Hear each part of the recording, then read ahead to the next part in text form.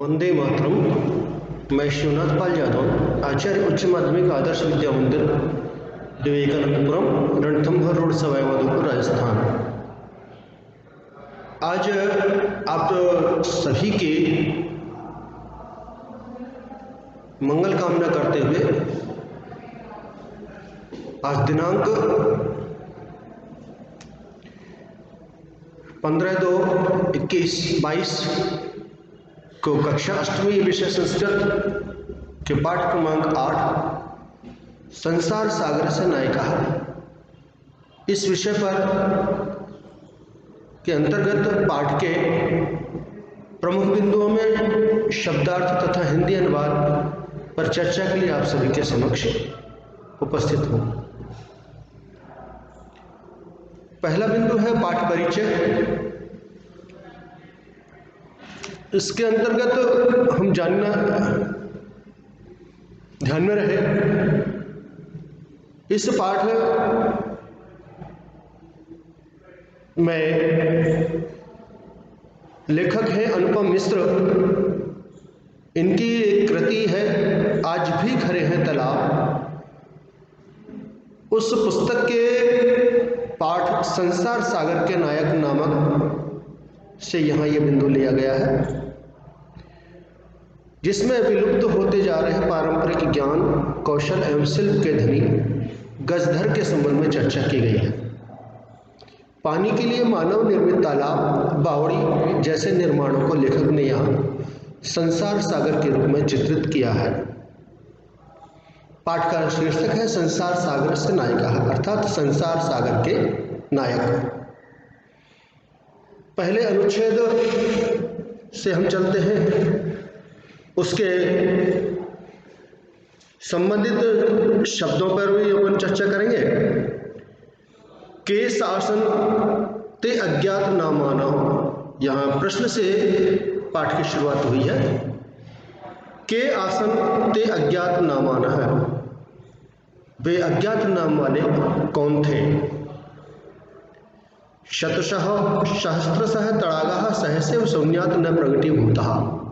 कह रहे हैं कि सैकड़ों हजारों, शतशः यानी सैकड़ों, सहस्त्र यानी हजारों, तड़ागा अर्थात तालाब, सहसेव सहसाधन एवं, शून्यात न प्रगटीभूता, शून्य से नहीं प्रकट हुए, अर्थात सैकड़ों हजारों तालाब शून्य से प्रकट नहीं, अचानक शून्य से प्रकट नहीं हुए। ये सभी तालाब यहाँ संसार के सागर हैं। ये तालाब ही यहाँ पर इस पाठ में संसार के सागर कहे गए हैं। एतेषाम् आयोजनस्य नेपथ्य निर्मापयितॄणाम् एककं निर्मातॄणां च दशकम्। इन सब के आयोजन करने वाले अर्थात निर्माण करने वाले जो अज्ञात है वो इकाई है, एक है, और निर्माण करने वाले दसों अर्थात दहाई से। इस आयोजन के सत्याग्रह में एक निर्माण कराने वालों की इकाई एक है तथा निर्माण करने वालों की इकाई 10-10। एतत एकम दशकम च आहित्य शतकम सहस्त्रम वा रचयत स्मः। यह इकाई व दहाई गुणित होकर के, आहित्य गुणित होकर के सैकड़ों और हजारों की रचना की है, करते थे। परम विगतेषु द्विशत वर्षेषु नूतन पद्धत्या समाजेन यत् किंचित पठितम। परंतु बीते हुए 200 वर्षों में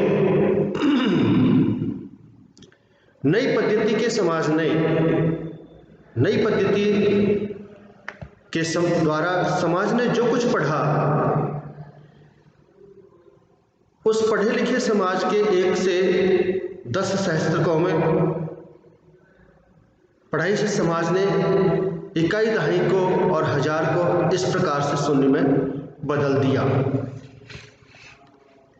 अस्य नूतन समाजस्य मनसि इयमपि जिज्ञासा नैव उद्भूता। इस नए समाज के मन में यह जिज्ञासा कभी प्रकट नहीं हुई, कभी उत्पन्न नहीं हुई कि अस्मात् पूर्वम एतावतः तड़ागान के रचयन्ति स्मः। इससे पहले इतने तालाबों को कौन रचते थे, अर्थात ये सब तालाब किनके द्वारा रचे गए। एतादृशानि कार्याणि कर्तुम ज्ञानस्य यो नूतन प्रविधि विकसितः। इस पर ऐसे कार्यों को करने के लिए ज्ञान की नई विधि विकसित हुई। उस विधि के द्वारा भी पहले किए गए इस कार्य को तेन प्रविधानपि पूर्व संपादितम एतत् कार्यम मापयितुम न केनापि प्रायतितम। उन विधियों के द्वारा, उस विधि के द्वारा पहले किए गए इस कार्य को नापने के लिए किसी ने भी प्रयत्न नहीं किया। अद्य ये अज्ञात नामानः, आज जो ये अज्ञात नाम है, नाम वाले हैं, पुराते बहु प्रतिथा आसन, पहले वे बहुत प्रसिद्ध थे। अशेष ही देशी तड़ागा निर्मीयन्ते स्मः। निश्चय ही संपूर्ण देश में तालाब के निर्माण कराए जाते थे। निर्मातोरपि अशेषे देशे निवसन्ति स्मः। और निर्माण करने वाले भी संपूर्ण देश में निवास करते थे। गजधरा इति सुंदरः शब्दः तड़ाग निर्मातृणाम।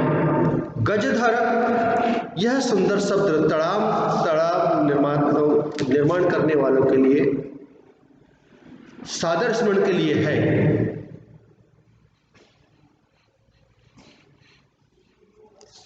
राजस्थानस्य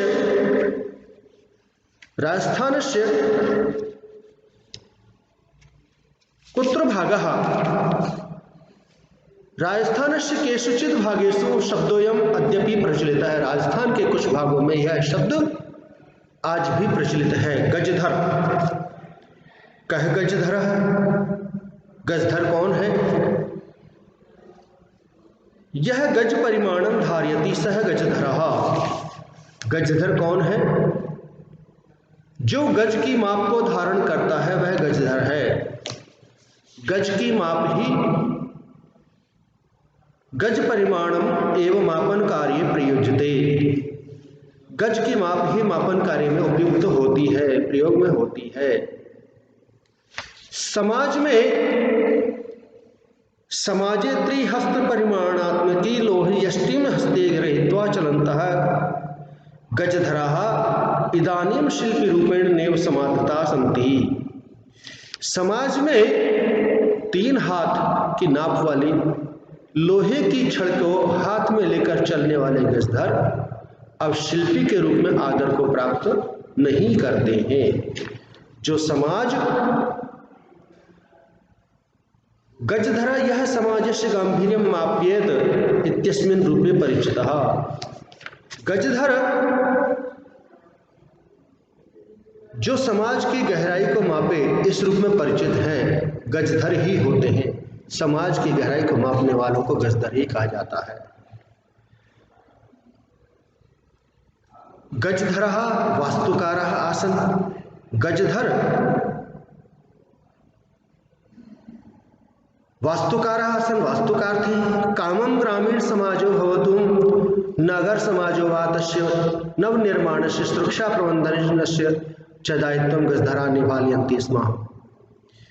गजधर भवन आदि का निर्माण करने वाले थे, चाहे ग्रामीण समाज का हो अथवा नगरीय समाज का हो। उसके नवीन निर्माण का और सुरक्षा प्रबंधन का दायित्व गजधर निभाते थे। नगर नियोजनात् लघु निर्माण पर्यंतम सर्वाणि कार्याणि एतस्यैव आधृतानि आसन। नगर नियोजन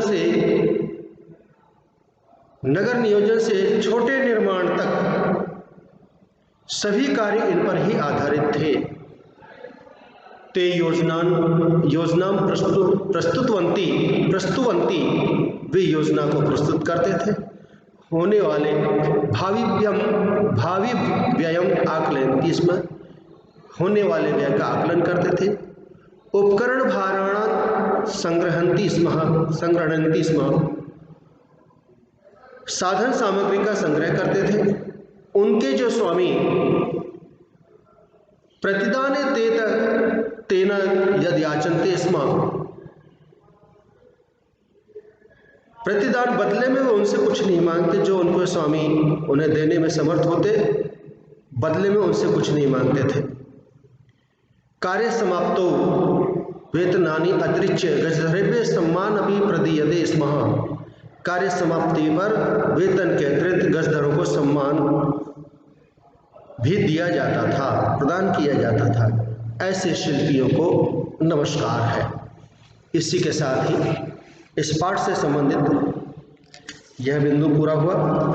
प्रश्नोत्तर की दृष्टि से हम चर्चा कर लेते थोड़ा सा। एकेन पदेन उत्तरतः, अभ्यास प्रश्नों में एक पद में उत्तर देने के लिए कुछ है।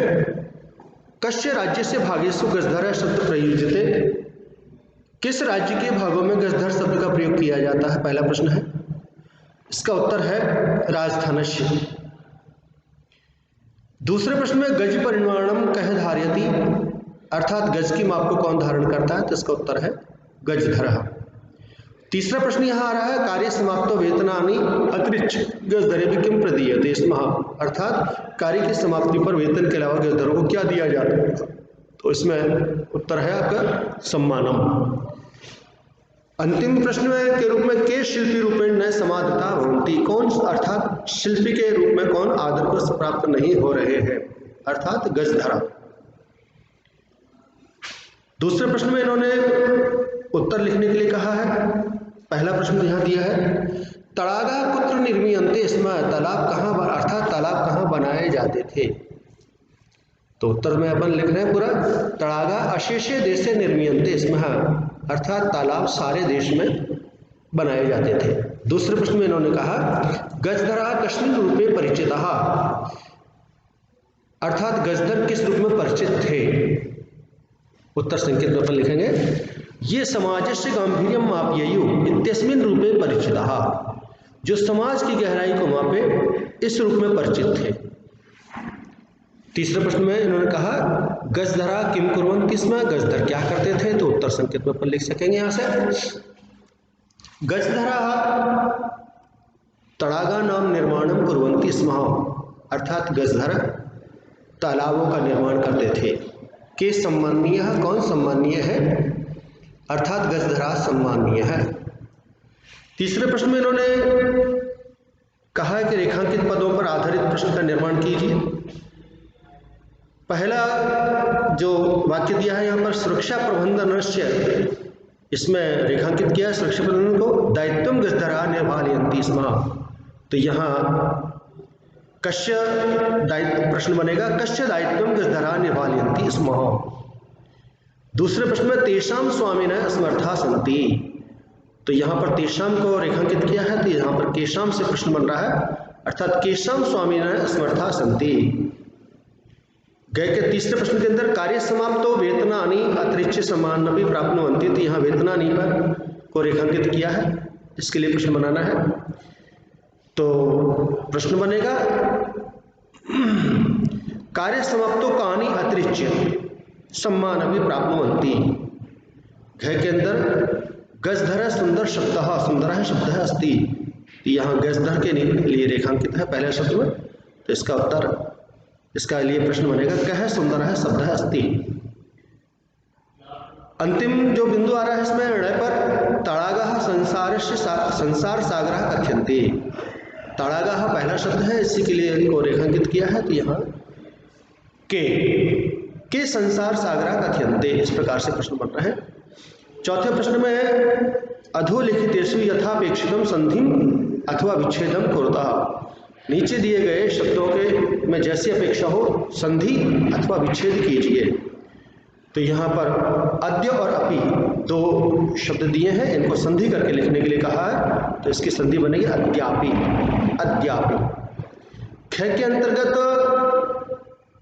मूल शब्दों को छोड़ दिया है, अर्थात संधि युक्त पद दिया है तो उसको विच्छेद करना होगा। स्मरण धन अर्थम। तीसरा है गय, इसके अंदर मूल शब्द दिए हुए हैं, मूल पद इति धन अस्मिन, इससे शब्द बन रहा है इत्यस्मिन। गय के अंतर्गत पुनः संधि युक्त पद दिया है, विच्छेद करना है उनको, तो एतेष्वेव, एतेष्वेव इसका जब विच्छेद करेंगे तो एतेषु धन एवा। और अंतिम जो पद दिया है इसमें मूल पद दिए हुए हैं सहसा धन एवा, तो संधि युक्त पद बनेगा सहसैव। पांचवें प्रश्न पर अपन आते हैं। मंजूषात् समुचितानि पदानि चित्वा रिक्त स्थानानि पूर्यता। मंजूषा से उचित पद चुनकर रिक्त स्थानों को भरिए। ऊपर पद दिए हैं रचयन्ति, गृहीत्वा, सहसा, जिज्ञासा, सह। तो पहले के अंतर्गत वाक्य दिया है छात्रा पुस्तकानि रिक्त स्थान विद्यालयों गच्छन्ति, तो यहाँ पर गृहीत्वा पद काम में आ रहा है। दूसरा है मालाकारः पुष्पैः मालाः, तो इसमें आएगा रिक्त स्थान दिया है तो यहाँ पर आएगा रचयन्ति। तीसरा है मम मनसि एका वर्तते, तो यहाँ पर आएगा जिज्ञासा। घ के अंदर है रमेशः मित्रैः विद्यालयं गच्छति, रिक्त स्थान दिया है बीच में, तो यहाँ मित्रैः सह, तो सह अर्थात साथ विद्यालय जाता है। पांचवा जो वाक्य दिया है इसमें पहले रिक्त स्थान दिया है बालिका तत्र अहसत, तो इसमें सहसा शब्द का प्रयोग होगा। छठे प्रश्न के अंतर्गत इन्होंने शब्दों का निर्माण करने के लिए कहा है। धातु दी हुई है, प्रत्यय दिया हुआ है और उससे बनने वाले शब्द को बनाने के लिए इन्होंने कहा है। तो क्री धातु के साथ तुमुन प्रत्यय जुड़ करके कर्तुम शब्द बन रहा है। ह्री धातु के साथ तुमुन प्रत्यय जुड़ के हर्तुम शब्द बन रहा है। त्रि धातु के साथ तुमुन प्रत्यय जुड़कर तर्तुम शब्द बन रहा है। इसी प्रकार से नम धातु के साथ में कत्वा प्रत्यय जुड़ करके नत्वा, गम धातु के साथ कत्वा प्रत्यय जुड़ के गत्वा, त्यज धातु के साथ में कत्वा प्रत्यय जुड़ के त्यक्त्वा, अब भुज धातु के साथ में कत्वा प्रत्यय जुड़ के भुक्त्वा। इस प्रकार का नए शब्द बन रहे हैं। इसी प्रकार से उपसर्ग के साथ में भी योग बताया है। उपसर्ग उप धातु गम प्रत्यय लिप और पद जो बन रहा है उपगम्य, इसमें से दोनों तीनों को अलग अलग करके कहा है ना, मूल पद को लिखने के लिए कहा है ना। समधन पूज धन लिप, इससे जो शब्द बन रहा है समपूज्य। आ धन नी, आ उपसर्ग नी धातु लिप प्रत्यय के साथ आनीय शब्द बनता है। प्र उपसर्ग दा धातु के साथ में लिप प्रत्यय के योग से प्रदाय शब्द बन रहा है। इसी प्रकार से सातवां जो प्रश्न है कोष्ठकेषु दत्तेषु समुचितानां विभक्तीनां योजयित्वा रिक्त स्थानानि पूरयत्। कोष्ठक में दिए गए शब्दों में उचित विभक्ति का प्रयोग करके रिक्त स्थानों को पूरा कीजिए। इस प्रकार से यहाँ पे दिया। कै के अंदर रिक्त स्थान दिया है उभयतः ग्रामाः सन्ति, अर्थात यहाँ पर द्वितीय विभक्ति का प्रयोग होगा ग्रामम। ग्रामम उभयतः ग्रामाः सन्ति, गांव के चारों दोनों ओर गांव है। ख के अंदर रिक्त स्थान है सर्वतः अट्टालिका सन्ति, नगरम सर्वतः अट्टालिकाः सन्ति, इसमें नगरम शब्द का प्रयोग होगा। ग के अंदर धिक शब्द का प्रयोग हो रहा है, कापुरुष कोष्ठक में दिया है तो कापुरुषम, इस प्रकार से शब्द यहाँ बन रहा है, तो इसका प्रयोग यहाँ पर हो रहा है। दूसरा उदाहरण के अंदर यहाँ दिया है बालकाः बालिका भी सह पठन्ति। पुत्र है पित्रा सह आपणम गच्छति, शिशु मात्रा सह क्रीडति। इस प्रकार से यहाँ द्वितीय और तृतीय विभक्ति के प्रयोग से रिक्त स्थानों की पूर्ति की गई है। इसी के साथ ही अपना इस पाठ से संबंधित शब्दार्थ, अर्थ एवं प्रश्नोत्तर संबंधी बिंदु पूर्ण होते हैं। इसी के साथ में आज के वीडियो में इतना ही और यहीं पर मैं अपनी वाणी को विराम देता हूँ। धन्यवाद।